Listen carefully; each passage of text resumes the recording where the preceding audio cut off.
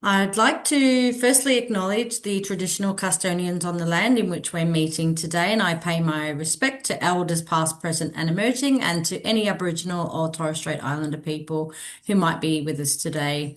I'd like to extend a warm welcome to Bridget Rooney from the AGITG.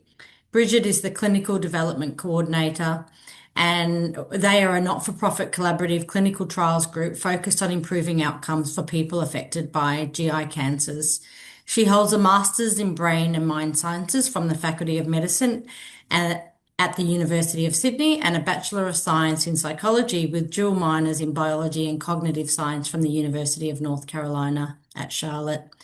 Bridget has over a decade of experience in the Australian clinical research sector, including roles with non-profit collaborative trials groups such as TROG, Cancer Research, as well as pharmaceutical and biotechnology experience at Eli Lilly Clinical Research and Actinogen Medical Drug Development. She supports the development of the AGITG's research portfolio by coordinating study development activities and fostering effective collaborations across academia, industry, and broader research community. So over to you, Bridget. Thanks so much, Alison, for that lovely introduction. And I'll just share my screen now.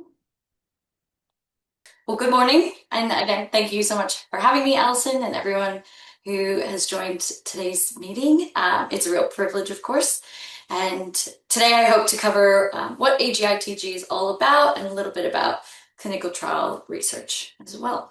And I'm sorry, I'm also going to do an acknowledgement of country because I'm over here in Newcastle.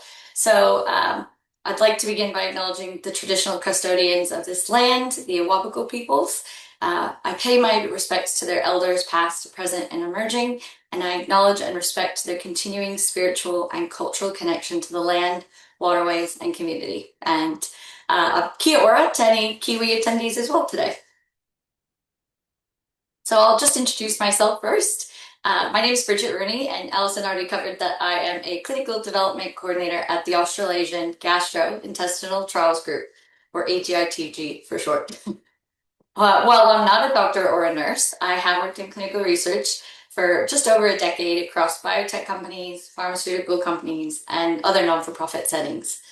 And part of my role is the development team is to help take new research ideas and help develop them into full-fledged clinical trial research.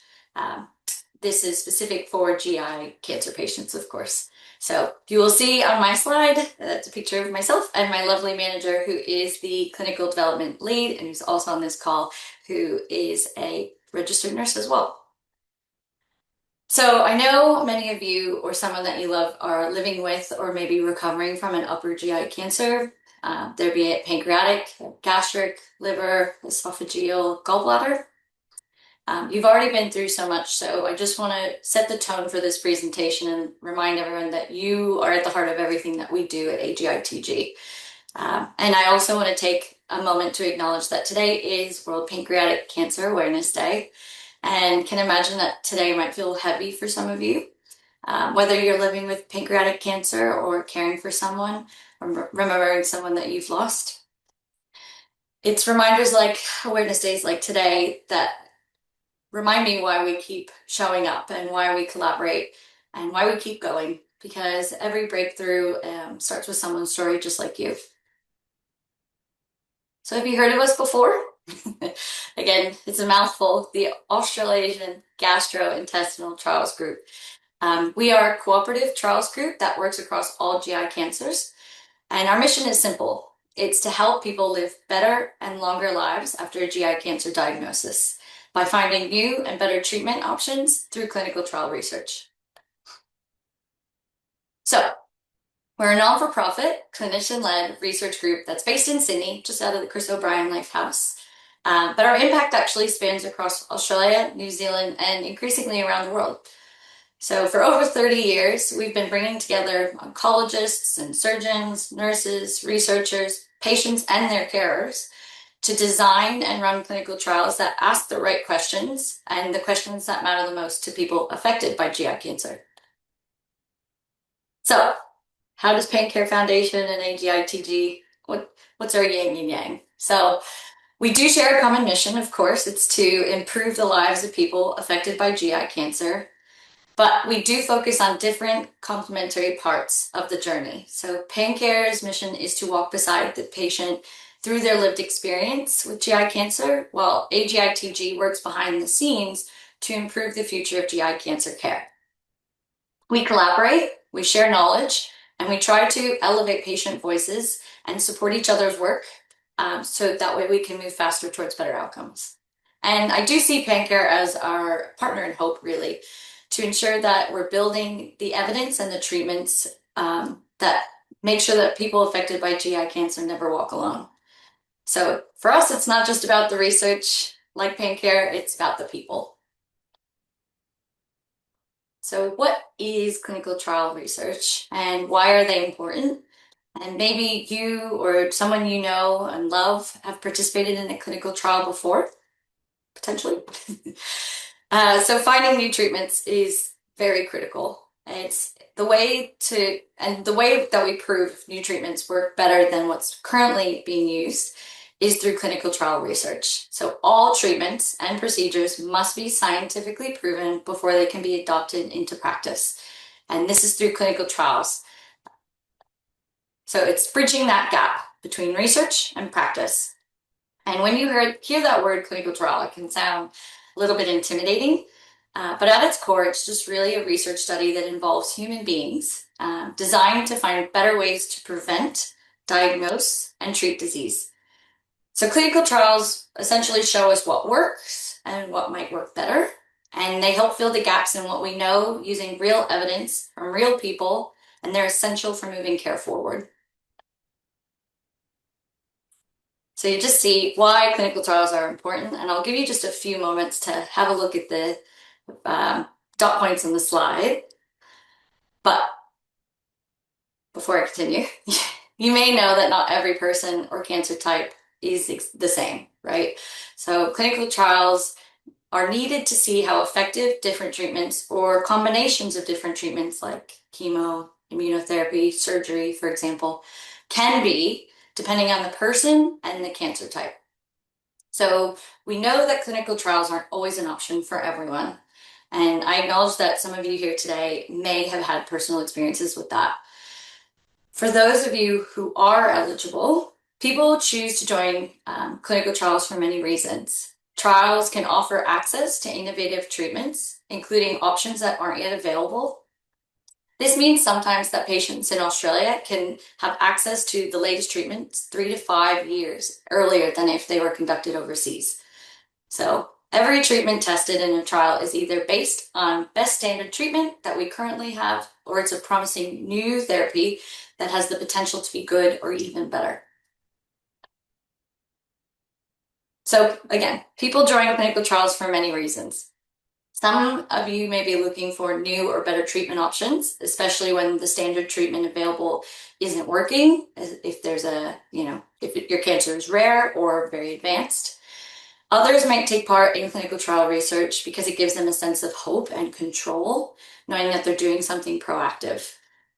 Patients in trials are so closely monitored by experienced teams of doctors and nurses, which many people find reassuring.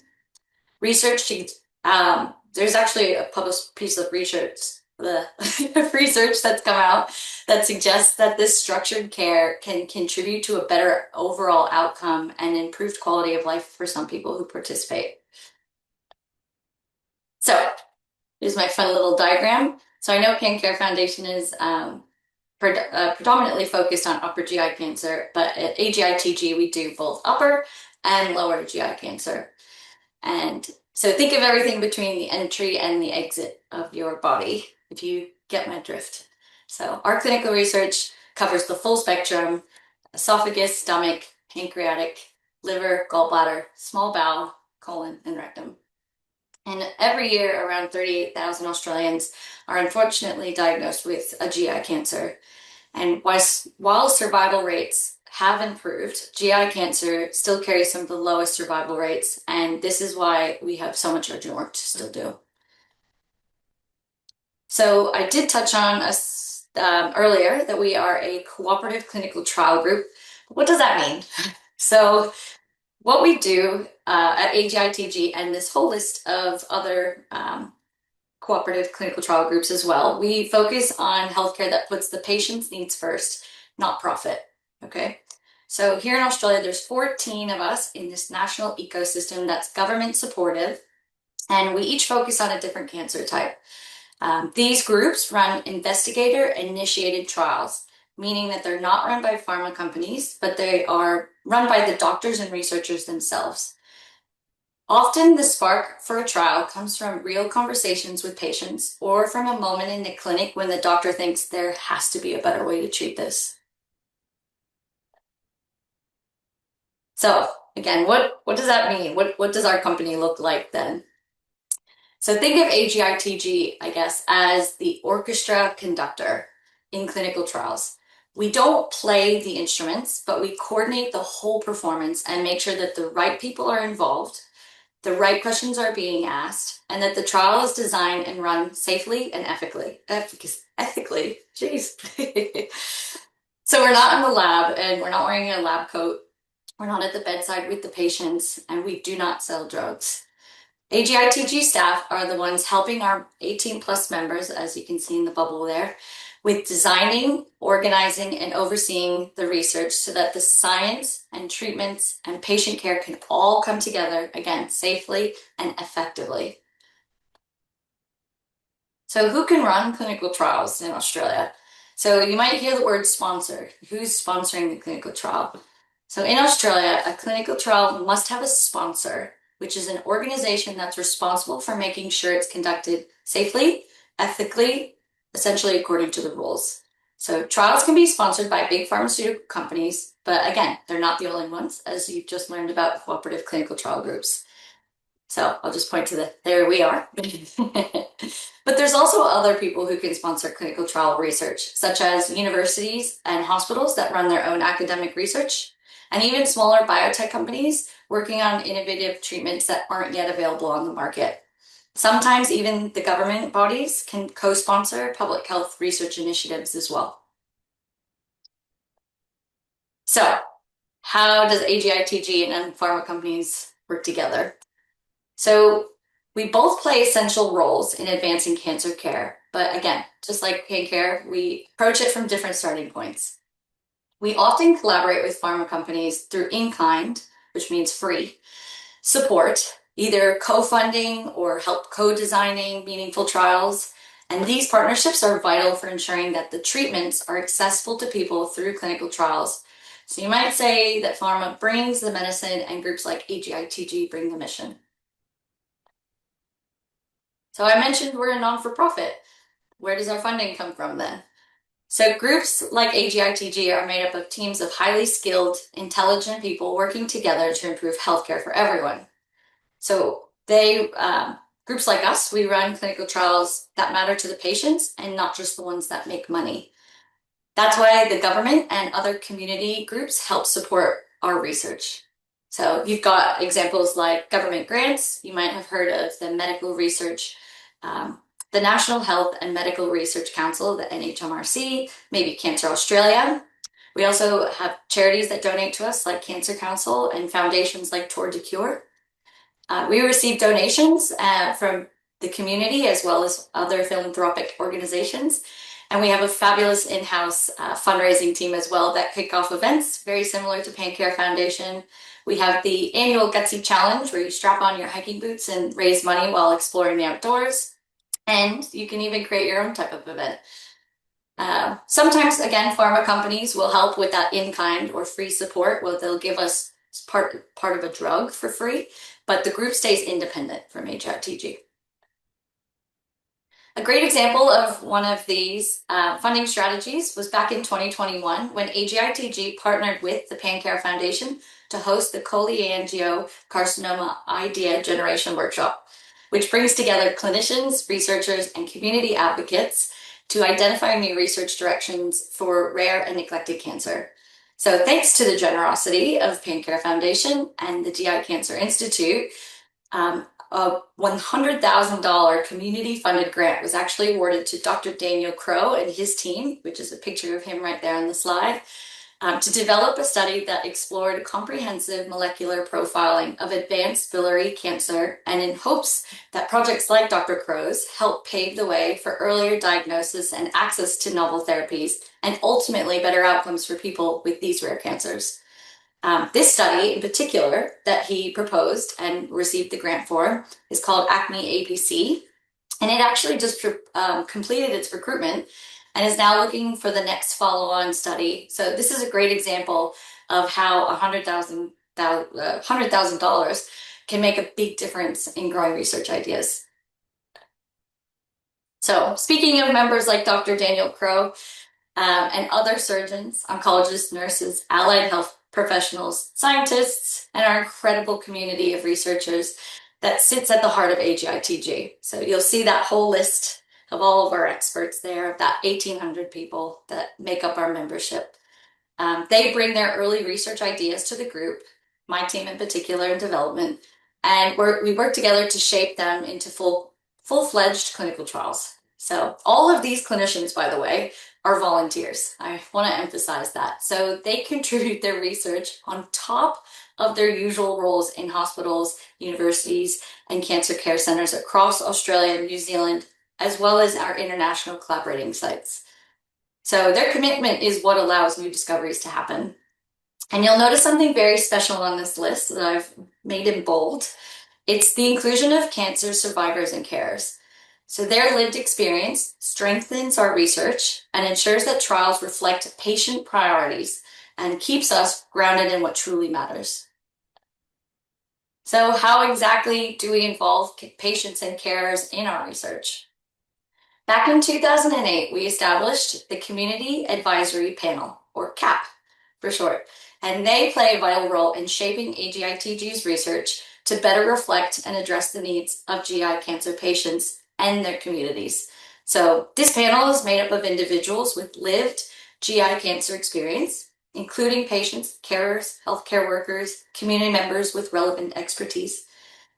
And the CAP represents Australia and New Zealand. So this unique relationship between community members and medical professionals contributes significantly to the improvement of treatment with people suffering with GI cancer. And we currently have 14 members on our CAP, and it's growing.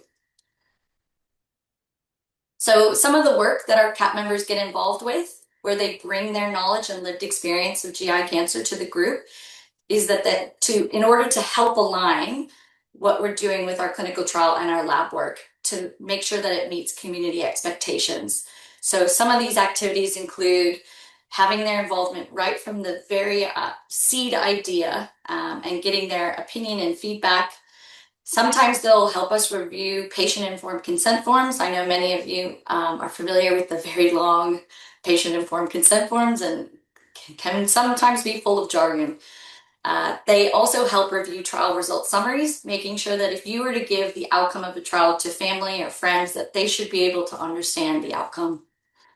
They help provide a community voice, so they might help identify research gaps. They also actively participate in trials that are ongoing, so they could act as part of the trial management committee or as an associate investigator on a grant application. There's also fundraising and advocacy opportunities where they can share their personal story for campaigns or host fundraising community events as well. We also work hard to make sure that our trials are more accessible. So again, making sure that we are within the community and being person-centered, really. So a teletrial is a clinical trial that allows patients to take part closer to home. And it combines telehealth with the support of their local hospital and care team so that they can be connected with trial specialists without having to travel long distances. So it's through initiatives like teletrials that means that more patients in rural, regional, and remote areas can take part in our clinical research. Hopefully, meaning less travel, less disruption, and more equitable access to cutting-edge treatment. We currently have Toowoomba Hospital as a teletrial site associated with the Royal Brisbane and Women's Hospital. And as of last week, Shoalhaven Cancer Care Centre, which was activated as a teletrial site for Wollongong Hospital, both of which these teletrial sites are for a study called StopNet. But really, our main strategy aims to improve equitable access amongst the board.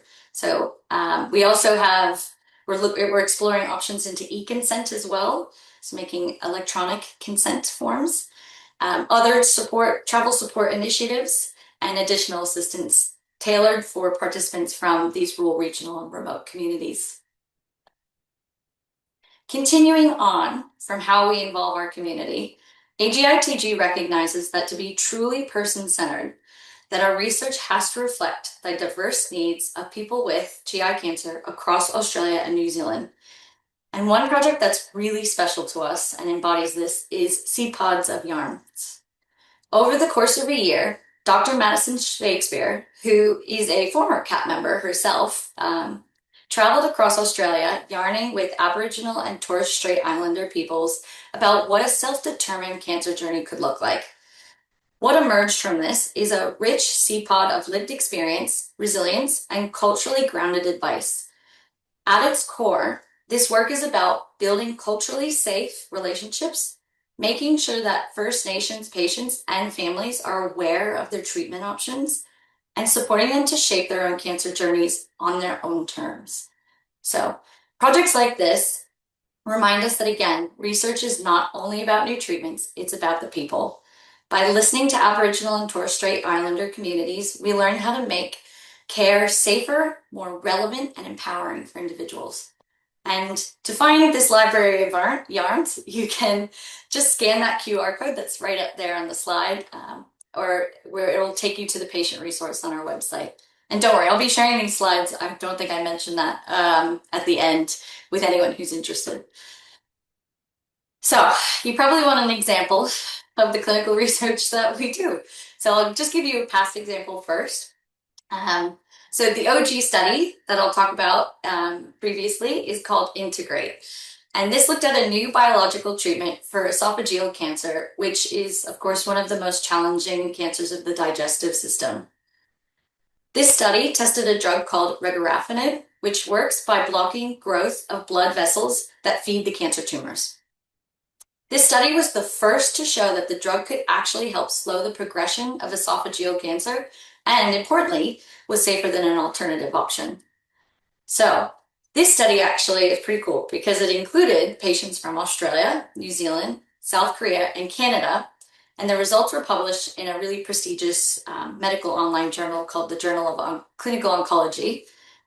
What's fascinating, though, was that the benefit was found that there was a greater benefit in patients from South Korea. So this finding actually opened up new questions about genetic or molecular differences in how people respond to treatment. And this led to a larger follow-up study, which is now helping explore those differences and hopefully improving survival even further. And this is a great example of how our impact has reached global cancer care as well. So there's a link there to our website if you'd like to learn more. And I'll just touch on a trial coming up in our pipeline, which I'm sure is very relevant for today, of course. It's what's important. Sorry, I'll just. One of the studies on our horizon is called PAMOLA. And this will explore whether immunotherapy could help a specific group of people with advanced pancreatic cancer. So this immunotherapy works, of course, immunotherapy, I'm sure most of you know about this, but works by helping the body's immune system recognize and attack cancer cells. And it's been a real breakthrough for some cancer types, but it hasn't shown consistent success yet with pancreatic cancer. And this is what this study in particular is trying to change. So in this trial, there are two drugs being tested, Pembro and as the immunotherapy, and olaparib, which is a targeted treatment that interferes with the cancer's ability to repair its own DNA. So this, I'm getting ahead of myself. This study, hold on, I've lost my train of thought. Yep. So we've got the immunotherapy and the targeted treatment. And this is a real breakthrough because, oh gosh. Right, okay. So It's a real breakthrough for some other cancer types, but it hasn't shown consistent success. Oh no. All right, I'm gonna take a wiggle and come back, right? So I'm gonna get into this hard science, that's why. The study focuses on these patients that have tumors with certain genetic features, like high number of mutations or mismatched repair deficiency. These features might make the tumor more visible and to the immune system and therefore more likely to respond to the immunotherapy.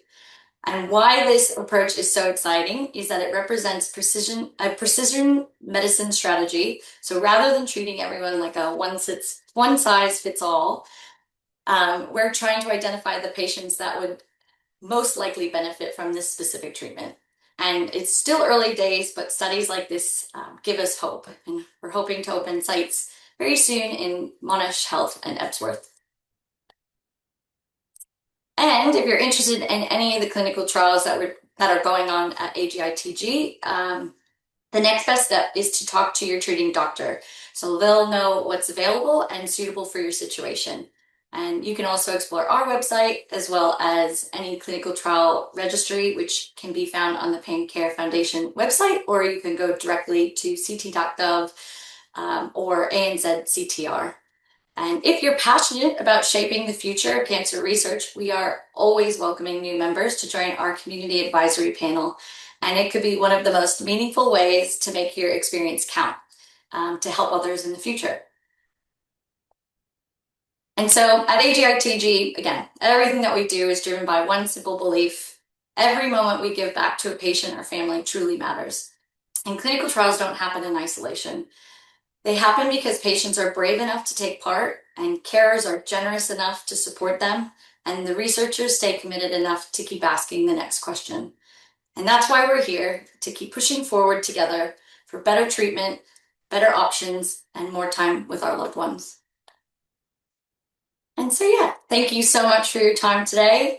I'm here to answer any questions. Keep in mind, I'm not a medical professional, of course, but you can also take any questions offline to me, and I'm happy to answer them via email or direct you to the right person. So I can be contacted at Bridget at gicancer.org.au. Thank you for your time.